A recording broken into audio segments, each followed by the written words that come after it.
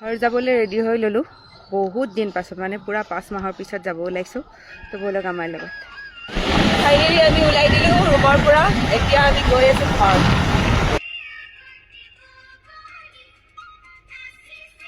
পাই গ'লোঁ আমি পাই গ'লোঁ ঘৰ এতিয়া খাইছোঁ চাহ এয়া মুনু আমাৰ অলপ লাজ কৰে ডাঙৰ হৈছে নহয় মাংস চুৰ কৰি খাই আছিল ধৰাত পৰি কি বনাইছা কোৱা